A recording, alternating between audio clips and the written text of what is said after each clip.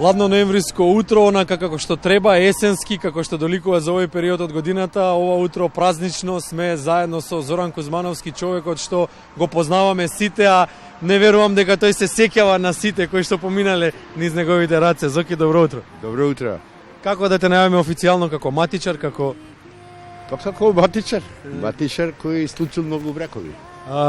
Нема човек во Скопје кој што не поминал во таа просторија, кој што стапил нели во брачните води, кој што не поминал во таа просторија и кој што едноставно не те препознава символот си на градот. Што можеш да издвоиш како најголем предизвик во твојата кариера, во твојата професија? Постои ли предизвик некако? Па предизвикот ми е што покрај случување на браковите произлегуваат многу семејства. Значи тоа ми е нај што при случување на тој брак, дека после тоа се отвара живот на некој со поколенија, што треба нели да направат во семејството.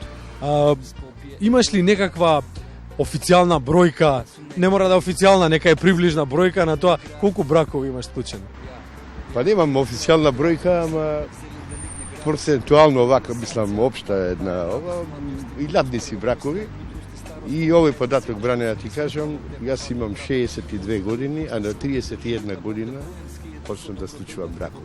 Ова место каде што сме сега, старото матично, остава белек во животот на многу луѓе. Што представува за тебе враќањето на ова место тука? Па овде малце ми евоциравте спомени ова утро и малце од тоа сум малце така со трема отколку вака разговоров. Затоа што овде ми евоцира многу убави спомени, бидејќи во тој период, додека оваа сала за венчавање, нашата традиционална, би рекол, што многу поминале наши граѓани, се препознаваат и тоа многу, меѓутоа јас така малце чувствително настапив кога ова утро пристигнав тука. Тоа беше една малечка и се уште малечка баракичка, беше трошна, меѓутоа беше подготвена да одговори на предизвикот. Задоволни ли бевте од она што го имавте како услови за работа? Задоволни ли беа младите кога заминуваа од тука? Какви беа експресиите на лицата? Како не, прекрасни чувства наши на луѓето кога заминуваа, бидејќи овде се функционираше. Значи, нешто беше така предодредено да функционира, како да ви кажам, ако беше трошна. Пак повторувам, самата сала имаше голема душа за оваков чин, а тоа е случување на граѓанскиот брак.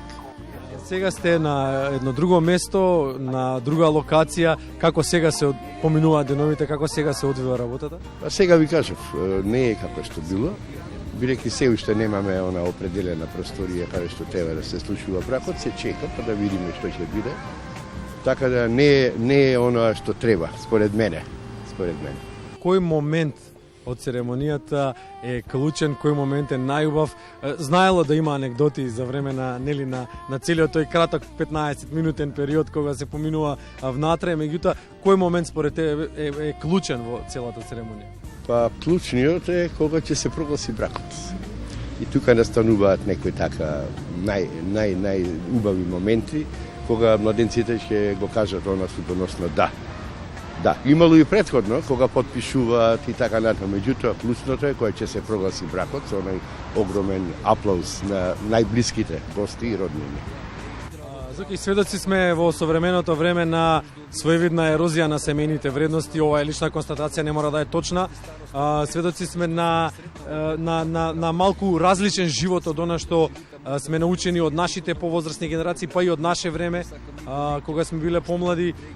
Една порака за младите кои што доаѓаат за тоа како треба да го сваќаат животот, како треба да ја сваќаат брачната заедница која што е основна клетка на едно здраво општество.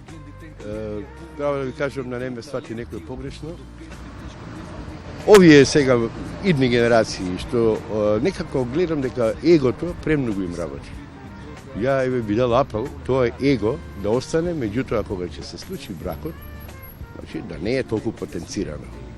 Значи мора да има баланс. Знаете, порано некако бевме така попопустливи, поразбирливи меѓусебно. Сега некако тоа его многу проработува, така да секој некако повеќе за себе води сметка него за другиот. А пазете, треба да се дели животот, да живее некој двајца кои треба да го избалансираат тоа. Ние сме луѓе, создадени сме да живееме во заедница, да го продолжиме видот. Кој сака да стапи во брак може, кој не сака не мора. Едноставно ќе им порачаме на луѓето да се сакаат и љубовта да преовладува, нели? Да, љубовта треба да продолжи и кога ќе се случи бракот. Значи, се е исто, само што ќе бидат повеќе заедно и да се запознаваат уште повеќе во текот на животот. Заки ти благодариме многу. Благодарам и на вас. Почитувани гледачи, тоа беше Зоран Кузмановски, матичар, најпознатото лице во оваа сфера од живењето во Скопје, па може да кажеме и во Македонија. Човекот кој го познаваме сите, или барем сите оние кои што поминале тука, а кој што тешко може да се сети на сите нас. Во неговите преку 30 години работен век поминале крај него многу луѓе, биле склучени многу бракови.